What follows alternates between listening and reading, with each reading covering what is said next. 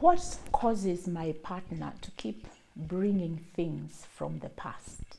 Why can't they just let things go? Hi, Grace here. So glad that you have joined me again in my Live by Design YouTube channel, where I speak to you about your mental wellness and your relationships. The melancholic temperament tends to be very sensitive, and also they are very problem-oriented and solution-oriented kind of a person.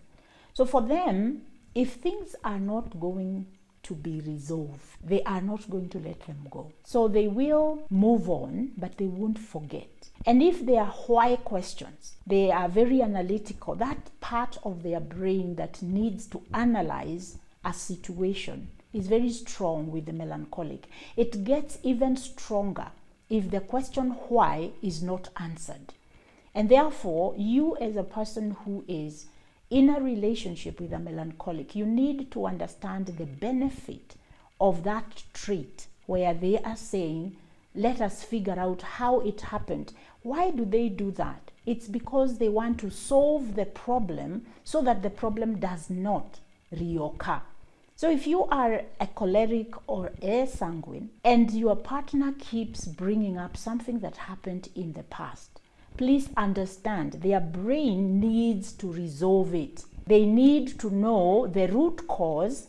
So that is the benefit of their bringing it up, is because they are trying to create perfection in the future.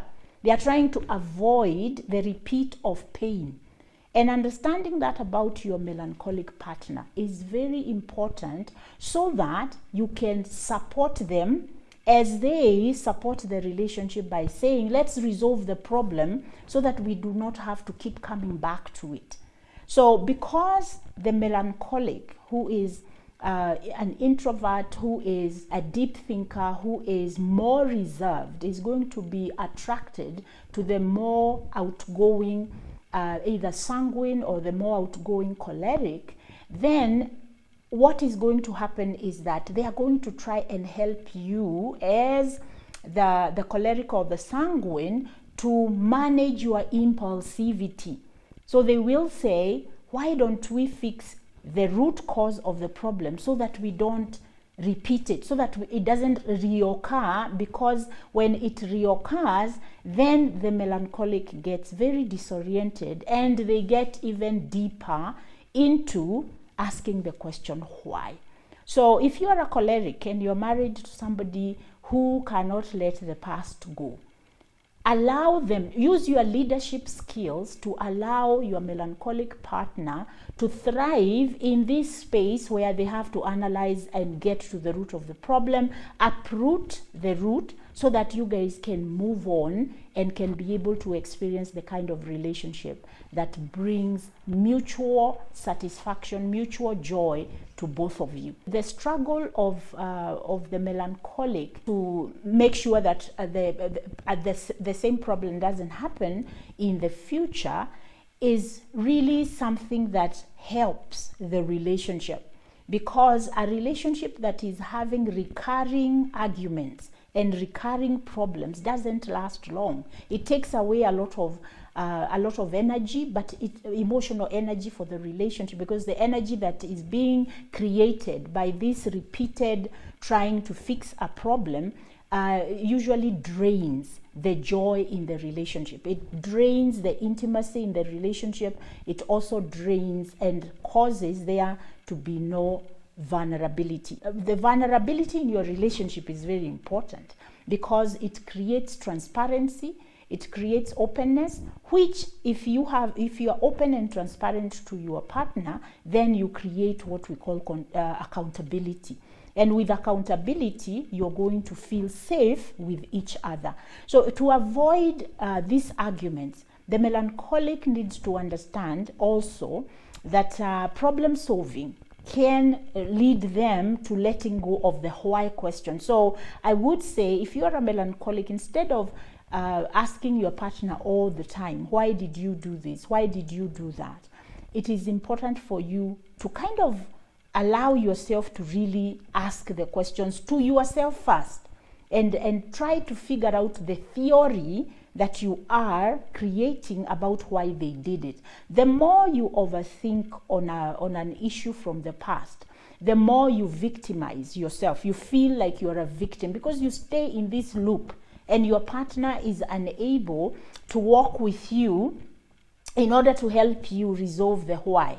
So one of the things you can do as a melancholic is to be able to check the theories and the meanings that you are giving to the situation, so that now you figure out whether you are telling yourself, my partner did this because they don't care.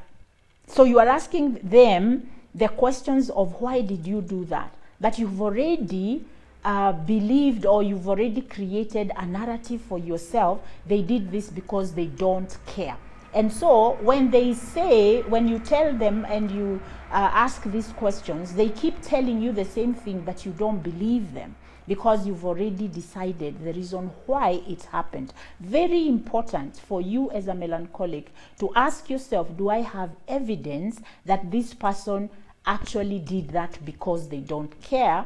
And allow yourself to think about other reasons why people choose to do the things they do. The other thing as a melancholic that you want to also manage is the personalizing.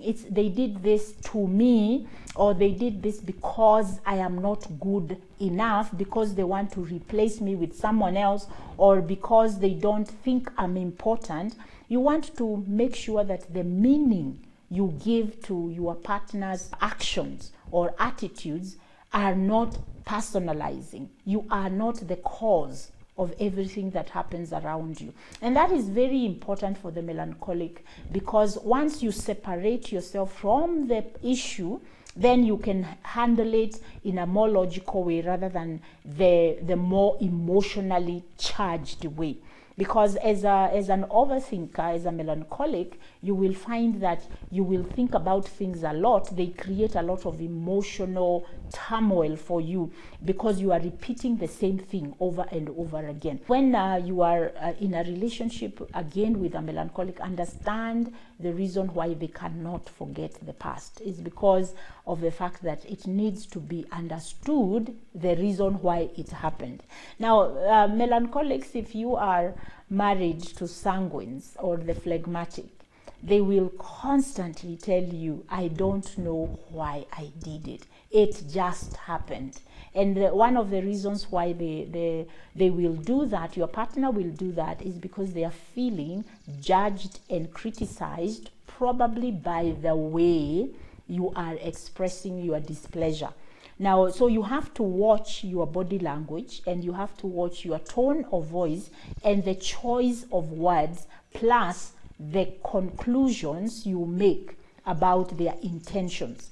The moment we judge people, we judge people's intentions, they go into defense mode, and so you will not be able to resolve anything. So very important as a melancholic, allow yourself, again, as I have said, to move from the why into what now. How can we fix this right now? So stay away from continually doing the criticism, the judging, plus the personalizing, where you think that you are the reason why things happened. You think that things were done to you when your partner probably did whatever they did. They chose whatever they chose because of their own space that they are in. Now, I usually say we want to make sure in our relationship, we are not trying to be extensions of each other. That you have to think like me, you have to do things like me. You are attracted to each other because you are different. And so enjoy these differences. Look for the strengths of each other so that you start to really embrace how different you are, rather than trying to make your partner be an extension of you. So the perfect melancholic would need to move away from the black and white and come into the imperfection, because that's what life is. Life is very gray.